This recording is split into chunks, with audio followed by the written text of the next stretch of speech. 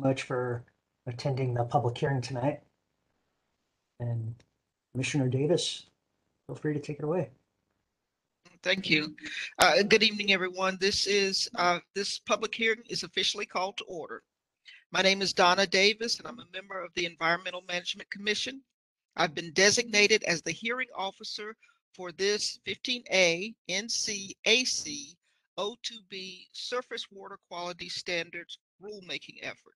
If you're having technical difficulties with the WebEx, you can use the chat feature in WebEx to ask questions or to seek assistance. You can also view the public announcement for this hearing, which is a link on the Department of Environmental Quality Public Notices and Hearings website for instructions on various ways to connect to WebEx and for the WebEx phone number and access code for this hearing. This public hearing and comment period are being held in accordance with the Federal Water Pollution Control Act, the Clean Water Act, which requires states to review and revise surface water quality standards to protect aquatic life and human health, and under the authority of the North Carolina General Statutes, Chapter 150B, 21.2. In accordance with the General Statutes, a public notice of the hearing was published in the September 1st, 2021 edition of the North Carolina Register.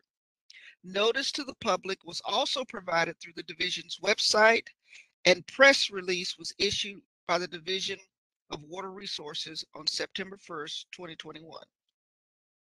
The purpose of today's hearing is to obtain public comment on the proposed amendments to adopt site-specific chlorophyll A surface water standards for the High Rock Lake Reservoir in 15A NCAC 02B.0211 and the fiscal analysis associated with this rulemaking. In a moment, Chris Ventiloro, a Division of Water Resources staff member, will review this proposal for you. There is additional information available on the Department of Environmental Quality's Public Notices and Hearings webpage that describes the proposal. A written record of this hearing will be prepared that will include all the relevant comments, questions, and discussions. For this reason, the hearing is being recorded. Written comments received by November 15th, 2021 will also be included in the record. Based on the public comments received by November 15th and input and review of the comments by myself and the Division of Water Resources staff, I will make a recommendation to the Environmental Management Commission after the record is complete. In making the final decision, the Environmental Management Commission will consider the written record, the recommendations of division staff, the recommendations of the hearing officer, and any concerns of other commission members. The recommendation for the proposed rule may be to adopt it as proposed or to adopt a modified version of the proposal. The Environmental Management Commission may adopt the recommendation, modify it, or reject it. If the commission wishes to adopt a rule that differs substantially from what has been published in the North Carolina Register and proposed this evening, it must first publish the text of the proposed different rule and accept comments on the new text. Now, Chris Ventiloro will present a brief overview of the proposed rule changes. After Chris's presentation, comments from the audience will be allowed. Thank you, Chris. Thank you, Commissioner Davis. Again, good evening, everyone. Thank you for attending the hearing tonight. My name is Chris Ventiloro, and I'm a Water Quality Standards Coordinator with the Division of Water Resources. And what I'm going to do this evening is just provide a quick overview of the proposed site-specific chlorophyll A surface water standard for High Rock Lake. So I'm going to turn my camera off. Let's see.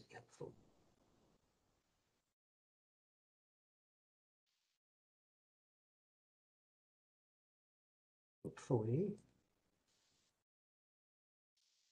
Okay. Does that look good to you, Commissioner Davis? Yes, we can see it. Thank you. Okay, great.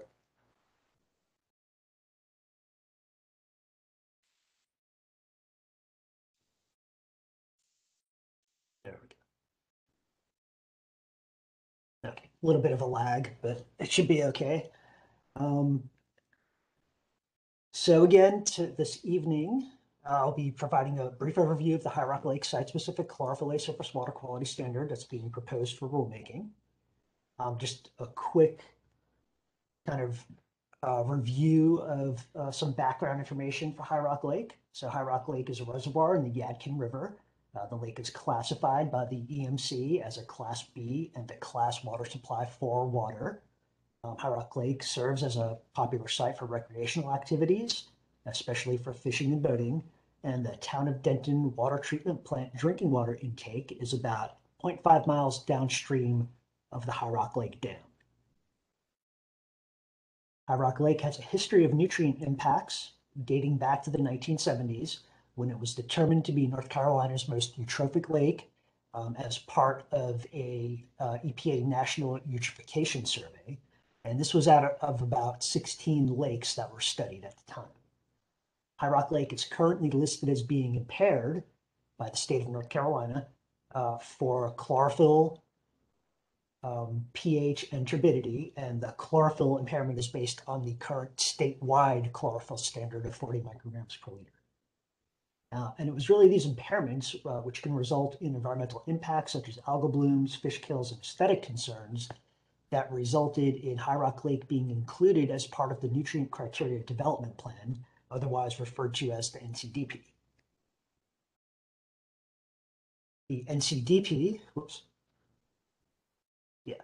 the NCDP was established in cooperation with EPA as a process to develop nutrient criteria that can be then adopted as water quality standards for North Carolina surface waters. The High Rock Lake Reservoir was the first water body that was evaluated for site-specific nutrient criteria. And as such, the NCDP Science Advisory Council, also referred to as the SAC, was tasked with evaluating the need for site-specific nutrient-related criteria in High Rock Lake, and also with developing nutrient criteria recommendations if needed. The SAC discussed nutrient criteria for about 4 years and ultimately produced a set of recommendations for the development of site-specific chlorophyll A criteria to address the nutrient concerns present in the lake. The SAC criteria recommendations served as the basis for developing the proposed site-specific chlorophyll A criteria that is the subject of tonight's hearing. In addition to the SAC recommendation, implementation considerations such as monitoring schedules and capabilities, as well as assessment requirements, were taken into consideration to develop the proposed rule language, which I'll bring up on a slide in a little bit. Following the drafting of the proposed site-specific High Rock Lake criteria rule language, staff consulted with the NCDP Criteria Implementation Committee, otherwise referred to as the CIC, as well as with EPA. And the feedback received from both of these groups led to the development of the DWR Overview of High Rock Lake Chlorophyll A Site-Specific Standard Proposal and Assessment Methodology Recommendation document. And this document can be found on the the North Carolina Division of Water Resources Surface Water Quality Standards webpage, which I'll have a link to a little bit later in the slide in the presentation. So this overview document discusses the proposed standard language, the narrative component of the proposed standard, the application of the proposed standard in shallow waters, and the intended method for assessment of High Rock Lake for chlorophyll A impairments. And it's important to note here that this is not a blanket chlorophyll A criteria proposal for the state. It's meant to apply specifically to High Rock Lake and only for chlorophyll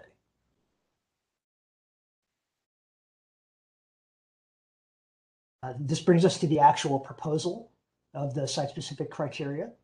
The proposed site-specific High Rock Lake criteria language will appear in Rule 15A NCAC 02B.0211 as subitem 4A. And it also slightly modifies the existing chlorophyll A standard introduction paragraph.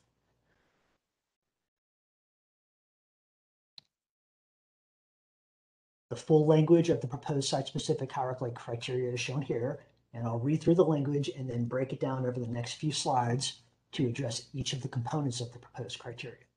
So O2B.0211 subitem 4A reads site-specific High Rock Lake Reservoir, index number 108.5, 12-114, 12-117-1, 12-117-3, and 12-118.5, chlorophyll A corrected, not greater than a growing season geometric mean of 35 micrograms per liter in the photic zone based on samples collected in a minimum of 5 different months during the growing season. For the purpose of the sub-item, the growing season is April 1 through October 31, and the photic zone is represented by a composite sample taken from the water surface down to twice the measured Secchi depth. Chlorophyll A shall not occur in amounts that result in adverse impact as defined in 15A NCAC 02H.1002. So the various components of the proposed criteria that I just read are listed here, and I'll summarize those in the next coming slides. But the components include spatial definition of the site, a magnitude component, duration with a temporal consideration, a water column component, sampling requirements, a narrative statement, and also a frequency. We'll start with the spatial definition component. So defining the spatial extent where a standard will apply is an important component for their site-specific standard. For High Rock Lake, we use the water body index numbers that you see listed here. These index numbers correspond to the defined extent of High Rock Lake in the NCDP and already appear as part of the classification of these waters. So this was kind of a convenient and established means of defining the site. They incorporate the main stem of the lake and its tributaries down to the dam in the southern part of the lake, as highlighted in blue on the map here. And one thing I do want to point out is, I don't know if I have a pointer. Let's see. Laser pointer. So the actual extent is highlighted in blue here, but it actually stretches down to this little section just where the dam is as well.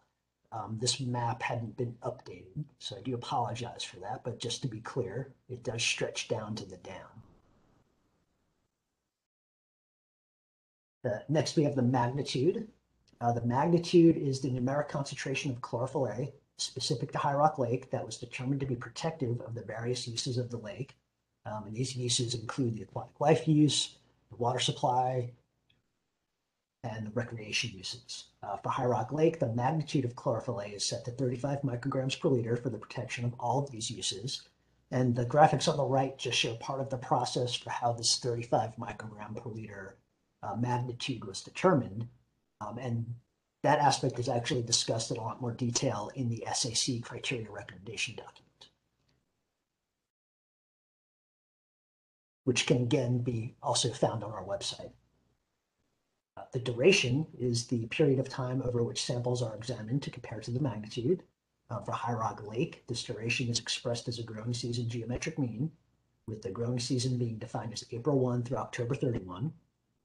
Important consideration of this growing season duration component is that sampling must occur in a minimum of 5 different growing season months. So this results in a minimum of 5 samples over the course of the growing season and ensures that data is collected during that entire growing season. There's also a spatial component with the water column that must be considered.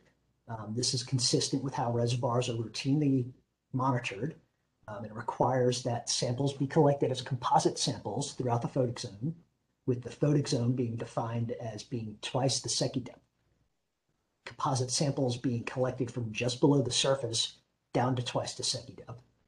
If the Secchi depth is clear to the bottom, the Division of Water Resources protocol is to take a composite sample down to about between 0.5 and 0.3 meters from the bottom without disturbing the bottom.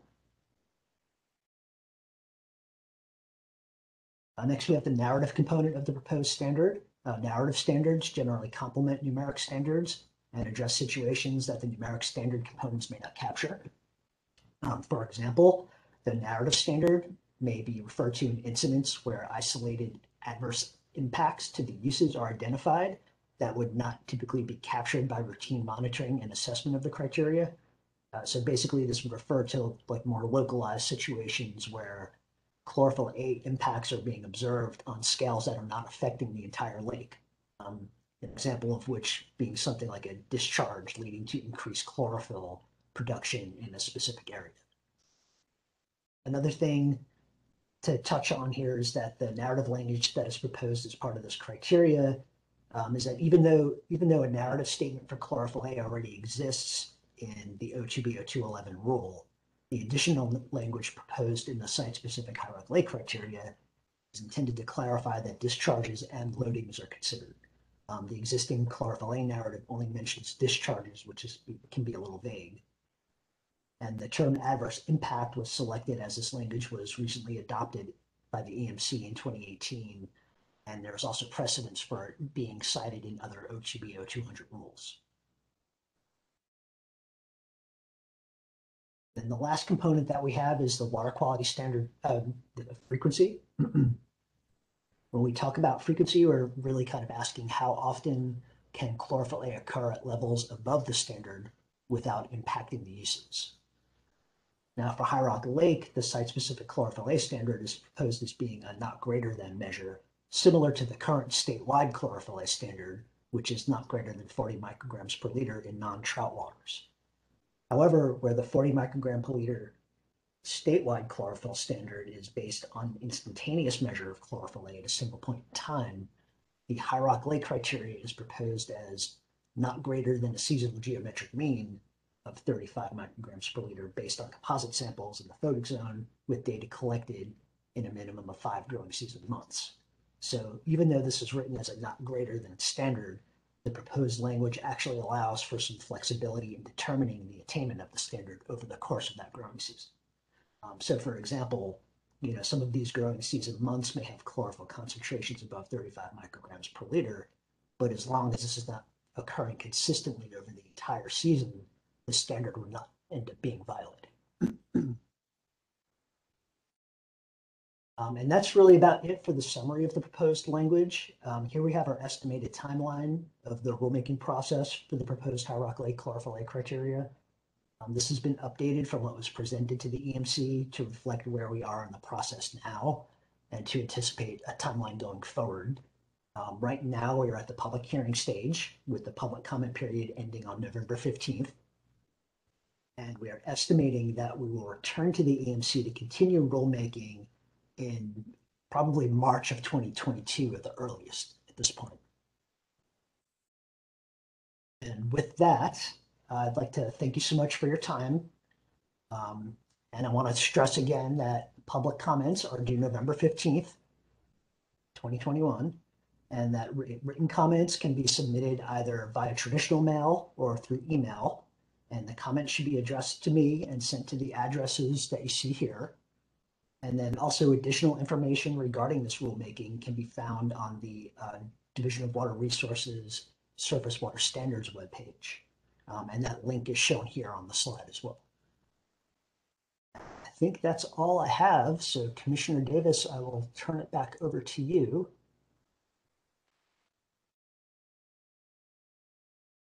Thank you, Chris. Welcome. The Environmental Management Commission wants to hear your comments on the proposed amendments to the 15A NCAC 02B.20211 rule. All interested and potentially affected persons or parties are encouraged to make their opinion known to the Commission, whether in favor of or opposed to any or all provisions of the proposed rules. Please know that your comments are important and will enable the Commission to act in the best interest of the public. Please also remember that the intent of this hearing is to solicit your comments on the proposed amendments to the surface water quality standards and associated fiscal analysis. It is important that you keep your comments concise and relevant to the proposal and fiscal analysis. It is critical that we have time to get all of your comments on the proposal and its fiscal analysis, and we'll hear them first. Then, if you have other comments that you believe should be voiced to the staff or the hearing officer, We will try to give additional time at the end of the hearing for those comments, or you can contact staff after the hearing with those comments. We will now accept comments on the proposed rule from the audience. I will call on speakers in the order that you registered for this hearing. If you have joined the hearing by phone, press *3 to raise your hand. Speak once called upon and press *3 again to lower your hand. If you have joined the hearing online, press the hand icon to raise your hand. Again, speak once called upon and press the hand icon again to lower your hand. The WebEx host will unmute each speaker when it is their turn to speak. I will also state the name of the next speaker in the queue so that individuals can be prepared when their name is called to speak. Please do not start speaking until the WebEx host has indicated that your microphone has been unmuted. If I call your name, but cannot hear you after you've been unmuted, please check to see if you're muted on the WebEx screen on your computer. Again, if I call your name, but we cannot hear you after you have been unmuted, please check to see if you are muted on the WebEx screen on your computer. If you're having audio issues, try a different method of audio connection within WebEx or use the Call Me feature to have WebEx call your personal telephone line. If I still cannot hear you, I will proceed to the next registered speaker, but will call your name again at the end of the hearing. When your name is called, please clearly and slowly state your name and any affiliation with an organization you may be representing. If you have written copies of your comments, we would greatly appreciate receiving a copy of them. We may question speakers if necessary to clarify or to learn more about matters as they arise. After all the registered speakers have had an opportunity to comment, any registered speaker who could not previously be heard will be called upon to speak. In addition, anyone who did not register to speak or desires additional time to speak will have the opportunity to comment. Please remember that the Division of Water Resources staff can be contacted after the hearing to address any additional questions or comments that you may have. A member of the Division of Water Resources staff will be timing the comments and will state when you have 1 minute remaining to speak. So we're going to give each speaker about 5 minutes. We appreciate your cooperation with this time limit so that anyone who wishes to speak will be able to do so. I will now call on the first speaker. And the first speaker is Clifton Bell, and after Clifton will be Paul Calamita.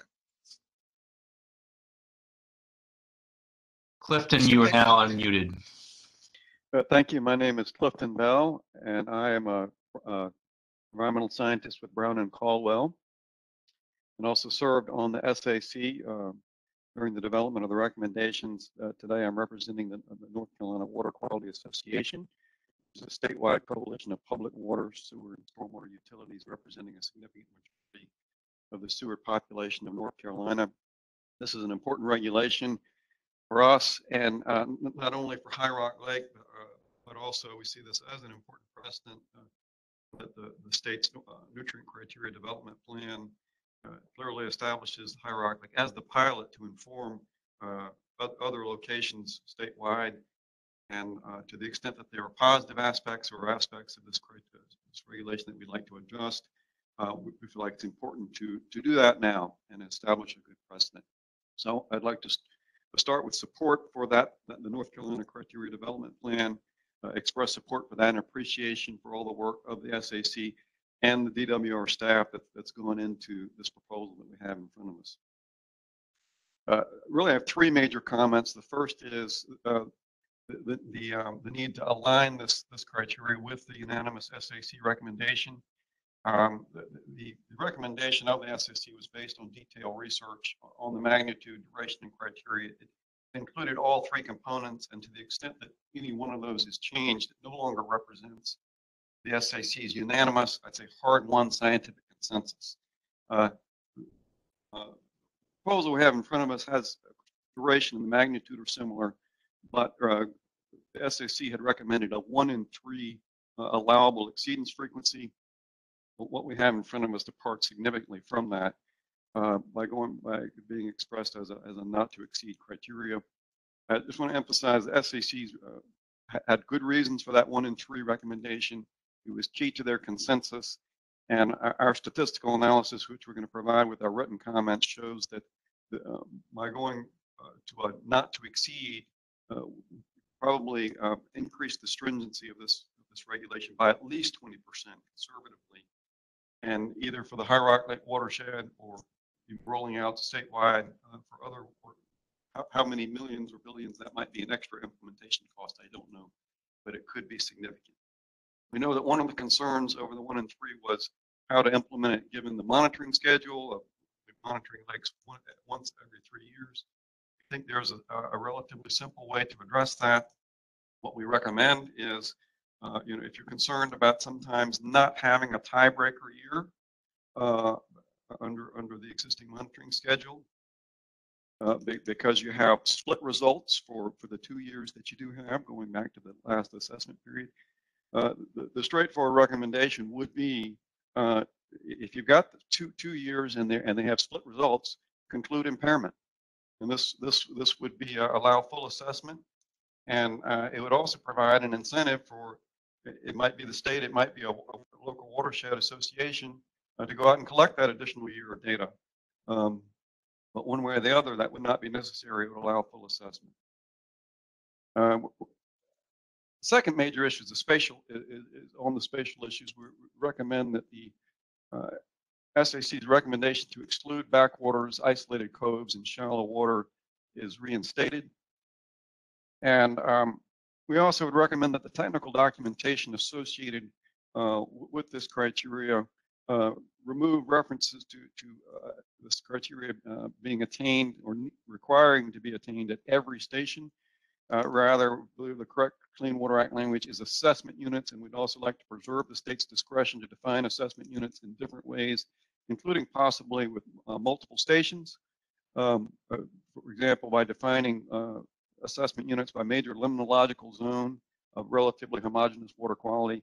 This is something the SAC didn't reach consensus on, but they showed the pros and cons of different approaches and showed that the at least one approach could be more protective of the fishery if we use multi-station assessment zones. 30 Not seconds asking to you, go. not necessarily asking that you agree with that, but make sure you preserve your state's discretion. Finally, just recommend that that CIC be given a meaningful role, which we don't believe has happened in terms of looking at social economic impacts consistent with their charter with the North Carolina Nutrient Criteria Development Plan. But we appreciate the opportunity to provide these comments. Thank you.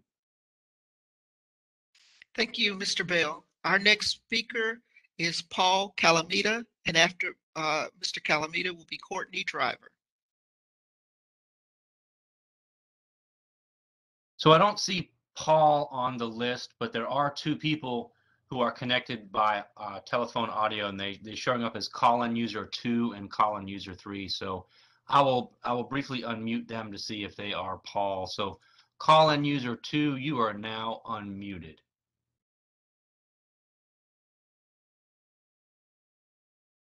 Are you Paul Calamita or another person who registered to speak? No. Okay, thank you. I'll mute you again. All right, now I will unmute call-in user 3. So call-in user 3, are you Paul Calamita or another person who registered to speak tonight? No. Okay, thank you. All right, so I do not see Paul on the list. Okay, we'll give Paul an opportunity at the end again if he happens to dial in. Next is Courtney Driver, and following Ms. Driver will be Sam Call. Courtney, you are now unmuted.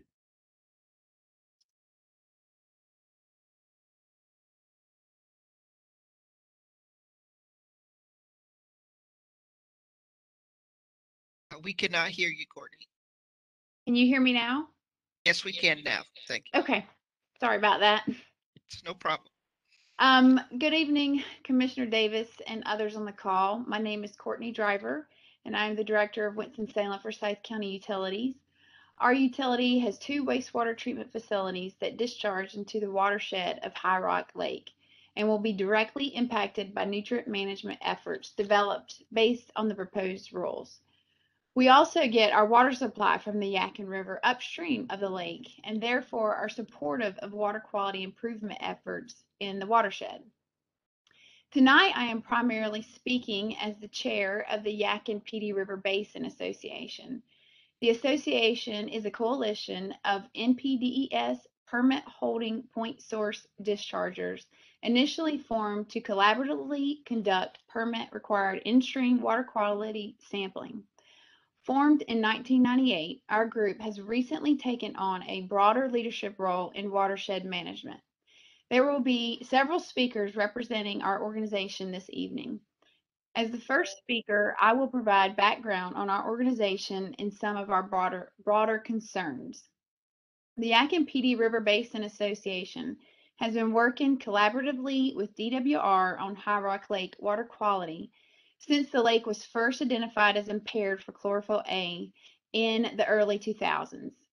These collaborative efforts included participating in a technical advisory committee to guide monitoring and model development activities for High Rock Lake and its watershed. The association has supported monitoring and modeling efforts financially through payment for monitoring, applications for funding to support the state efforts, and hiring of consultants to provide input both to monitoring and modeling efforts, but also for the criteria development process. The monitoring activity to support watershed and lake nutrient response modeling occurred from 2005 to 2009, and the modeling was not completed until about 2016. The watershed model is based on early 2000s land cover and did not directly consider animal operations in predicting non-point source nutrient loadings.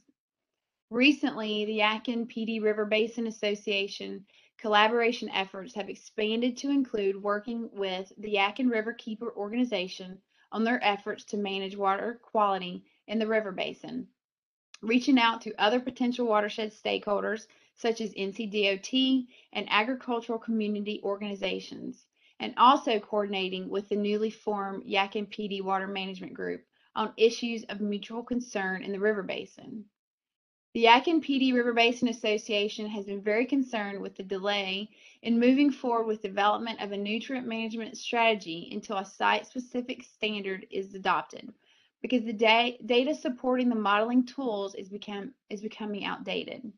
For this reason, the Yakin PD River Basin Association developed a white paper proposing a path forward on nutrient management using adaptive management concepts, which was given to DWR in June of 2019.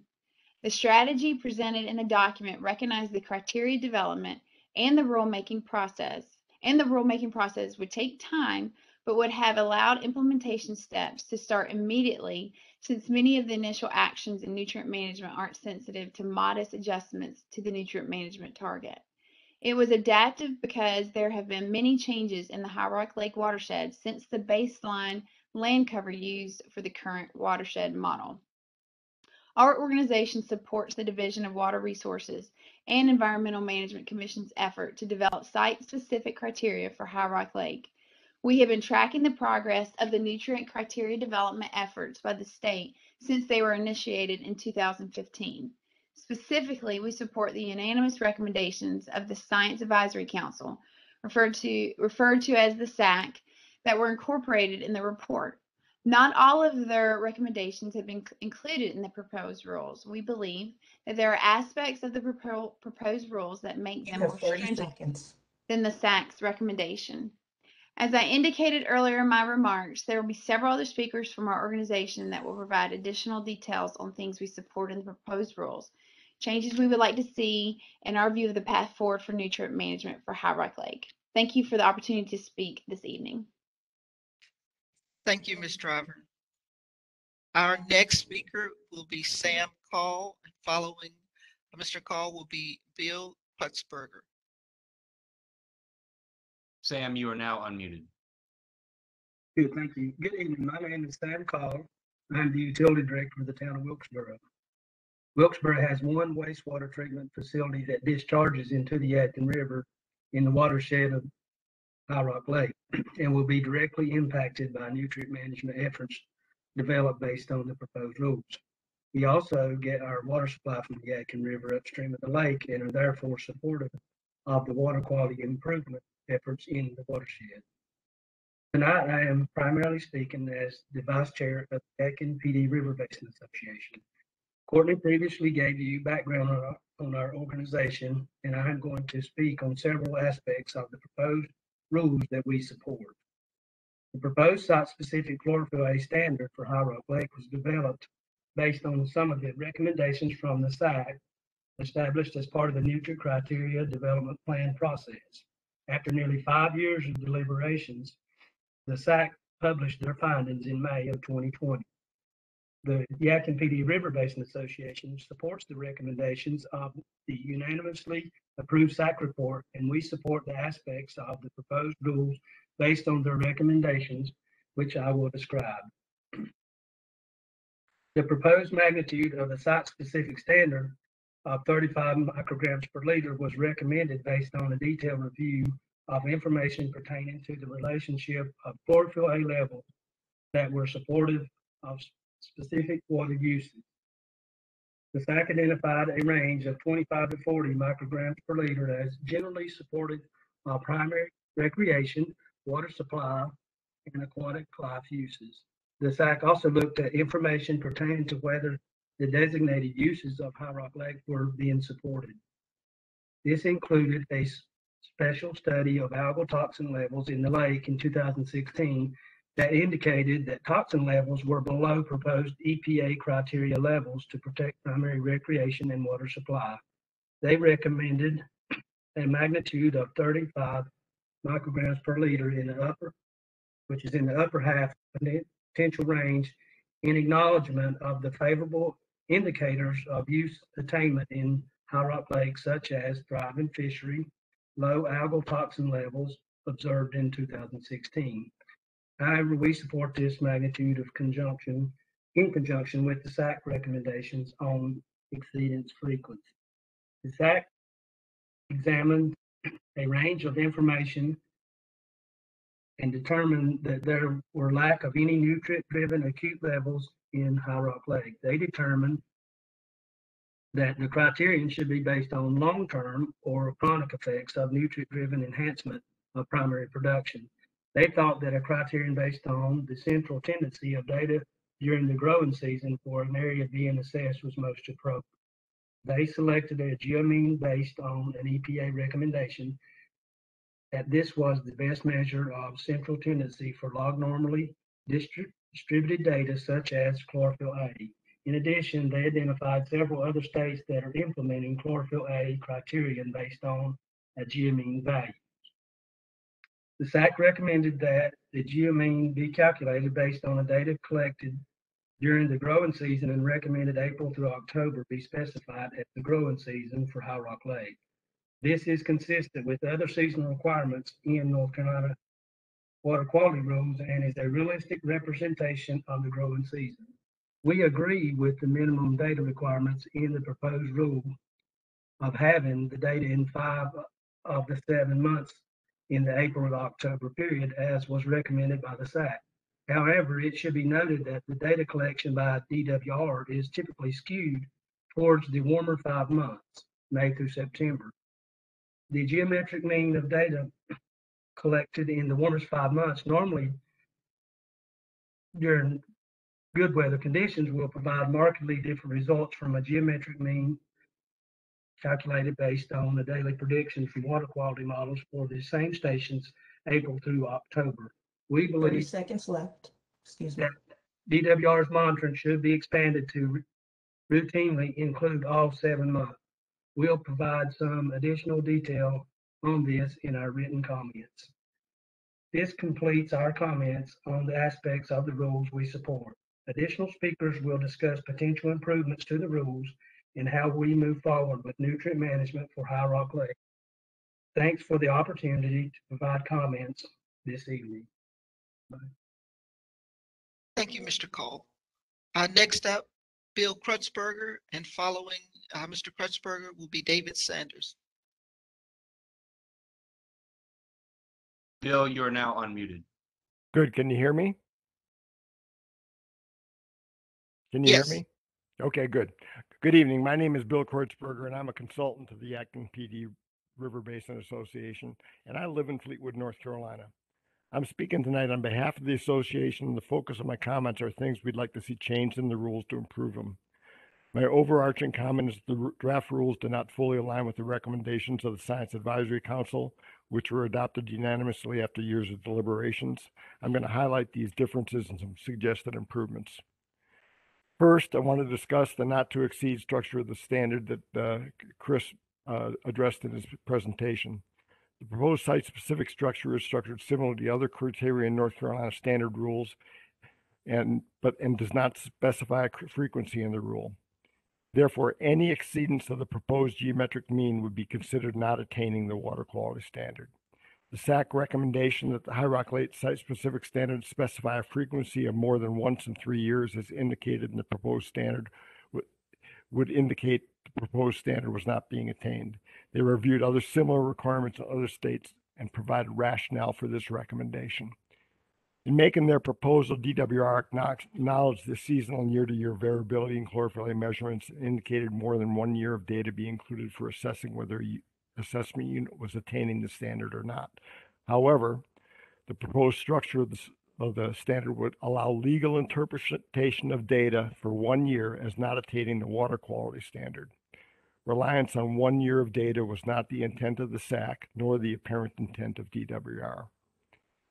As analyzed in a recently prepared technical memorandum of the North Carolina Water Quality Association, the attainment of the proposed water quality standard based on the not to exceed structure will require about a 21% additional reduction in long-term average chlorophyll A.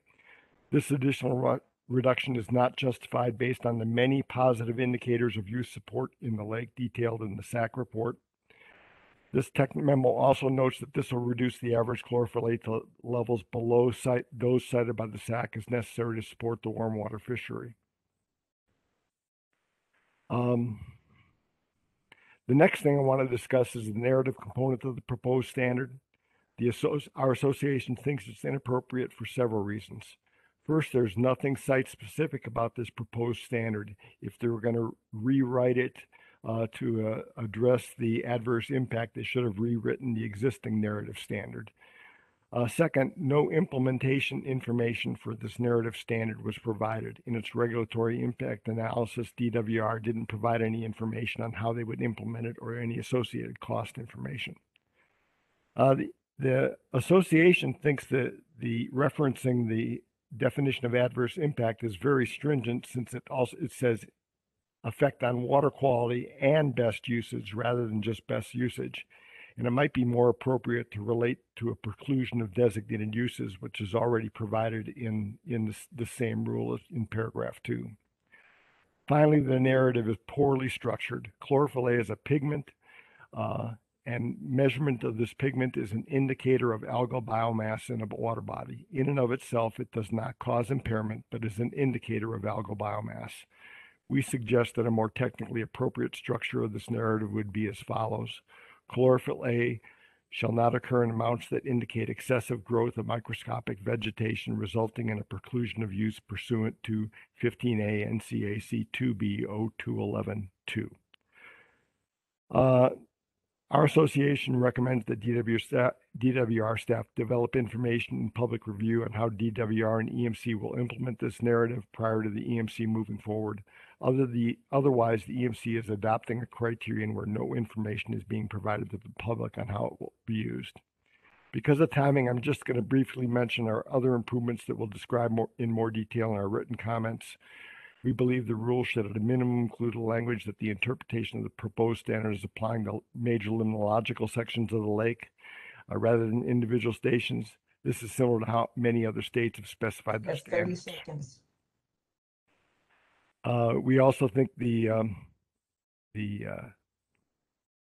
the assessment information that was included with the rule methodology, that DWR can actually use a very similar structure to the assessment information, even if they add the greater than 1 in 3 frequency to the rule. With that, I'm going to, again, we'll provide more detail in our written comments, and thanks for the opportunity to provide comments this evening. Thank you, Mr. Kreutzberger. Up next is Mr. David Sanders. Hey, good evening. Can you hear me? We can hear you. Thank you. Commissioner Davis and panel members, I want to thank you for the opportunity, and thanks to the staff for preparing this session tonight. I am the executive director of the Yakin PD Basin Association.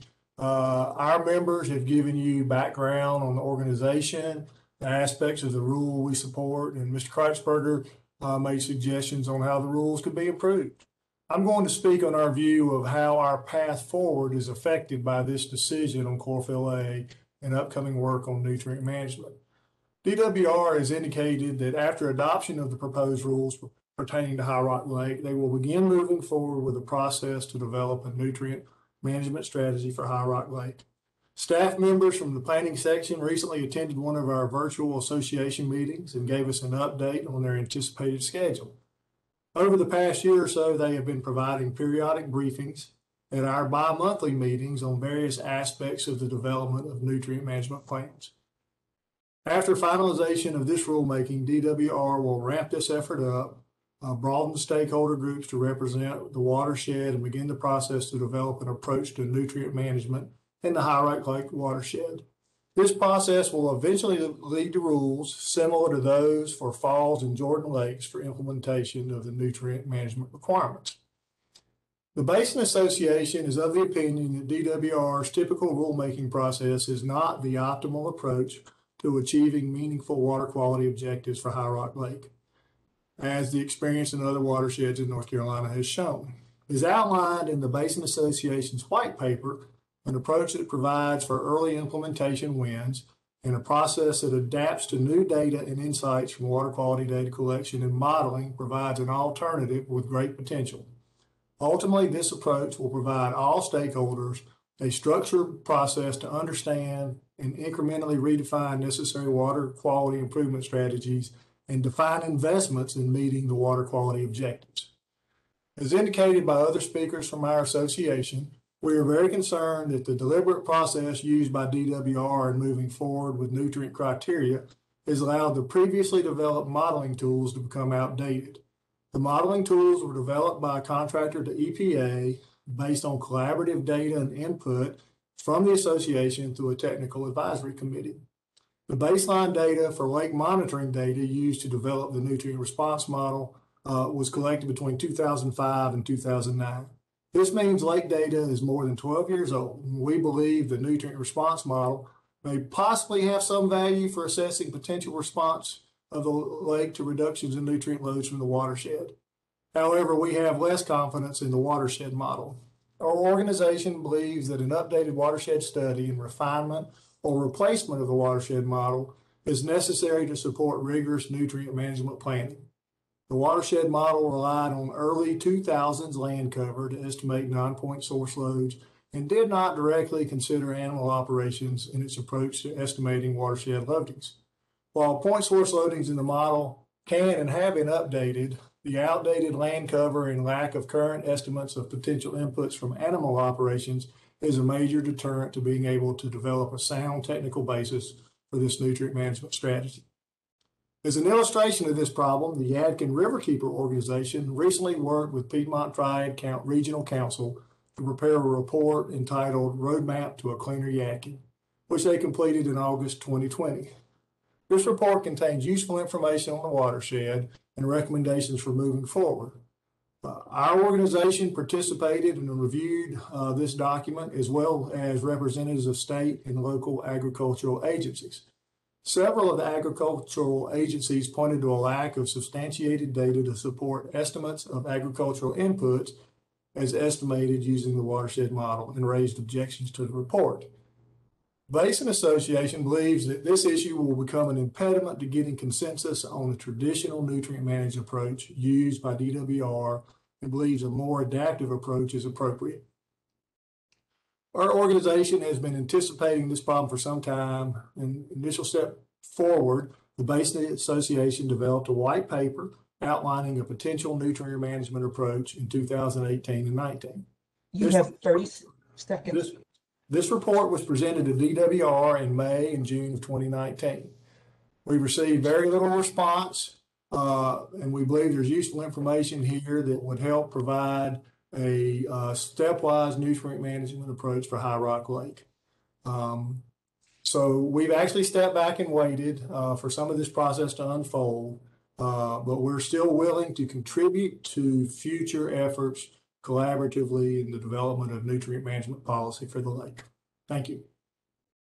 Thank you, Mr. Saunders. Next up is Edgar Miller. And after Mr. Miller, we're going to go back to Paul Calamita. Can you hear me? We can. Yes, thank you, Commissioner Davis. My name is Edgar Miller, and I'm the Executive Director and Riverkeeper for Yakin Riverkeeper. We're a nonprofit environmental advocacy group whose mission is to protect and enhance the Yakin River and its lakes. I want to thank the DWR staff and EMC members, the SAC members, the Yakin PD, River Basin Association members for all their work on this over the years.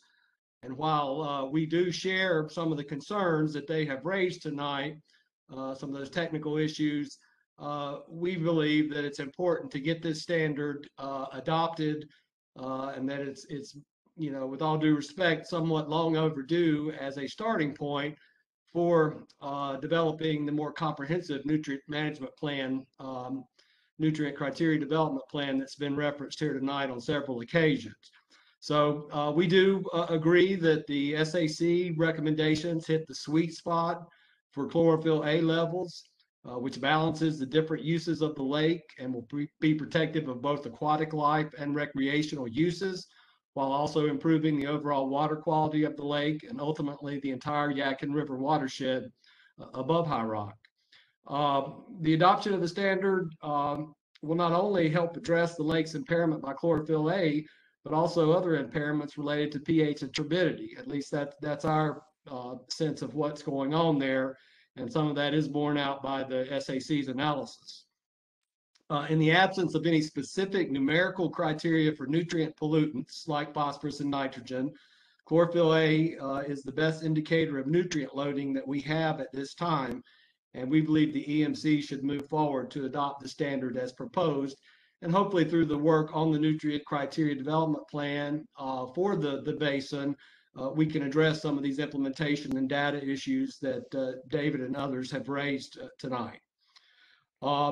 The SAC research also established a correlation between chlorophyll A levels, nutrient loading, and algal blooms, but they did advise against setting chlorophyll A levels based on cyanotoxins produced by harmful algal blooms, or HABs, due to the uncertainties associated with that relationship between chlorophyll A and the production of cyanotoxins.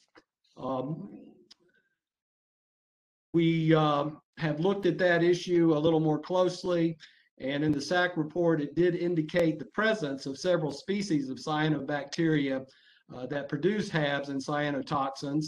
But I think, as Mr. Call mentioned, the cyanotoxin levels produced by those blue-green algae were found at very low levels. So even though that was the case, they still are the dominant species in the algal assemblage within High Rock Lake. So we have to be very mindful of that.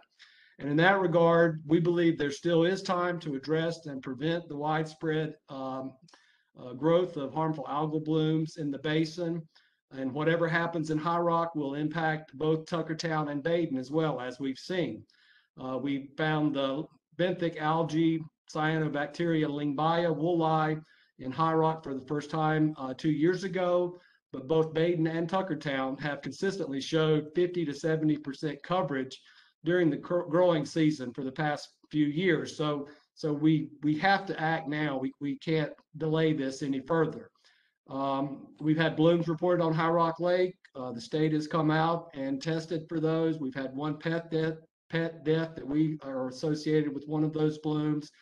And we think we need to work hard to avoid the environmental impacts that we've seen on the Chuan River, Lake Erie, which had contaminated drinking water, fish kills, and limited recreational use of waterways in Florida, and of course the larger health and human impacts and impacts on wildlife. Also, those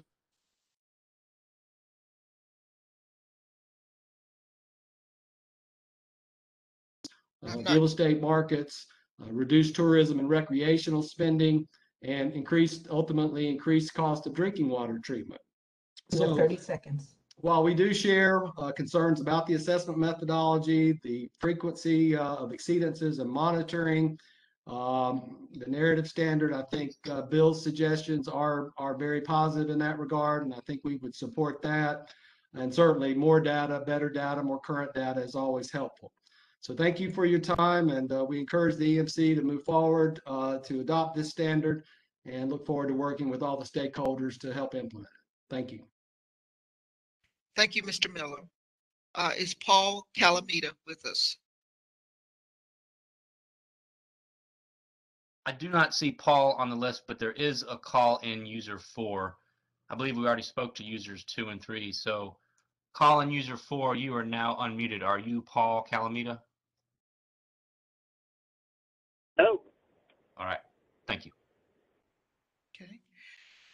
Is there anyone, now we've gone through the list of registered speakers. Is there anyone else online or on the phone who would like to add your comments to what has already been given to us?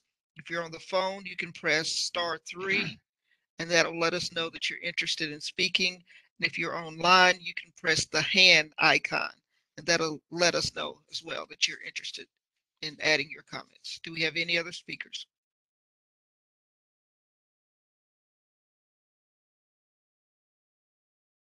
We do not. No one has their hand up right now. Thank you. Do we have any other additional comments related to the proposed rule? If there are no more comments, I declare this hearing closed. The hearing record will remain open until November 15th. That means that anytime between today and the close of business on November 15th, 2021, anyone can submit further comments on the proposed rules in writing to Chris Vitelloro. And if you could, please put that last slide up again. Written comments received by U.S. mail or by email during this time period will be made a part of the public record. I don't know if they have it, but it had the contact information on Chris's last slide. Yep, should be coming up. Okay, thank you. You're welcome.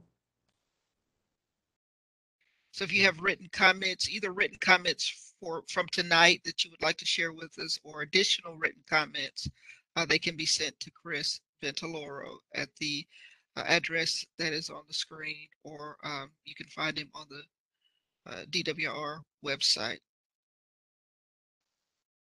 After the comment period has ended on November 15th, the Division of Water Resources staff will review the comments and prepare a report of proceedings, including all the comments. Then we will make a recommendation to the Environmental Management Commission.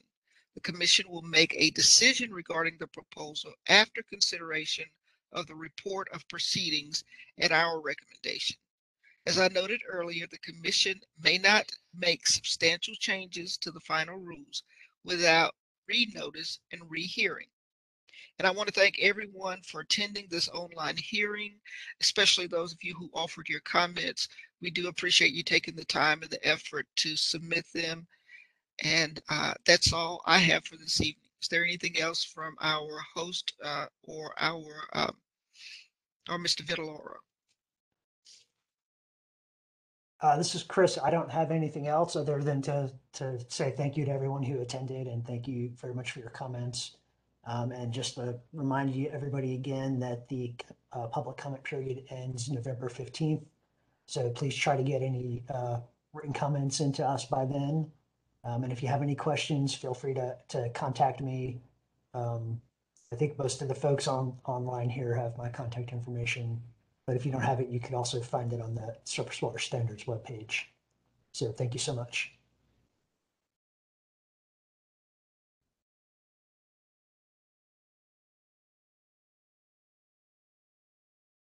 That's all. Good night, everyone.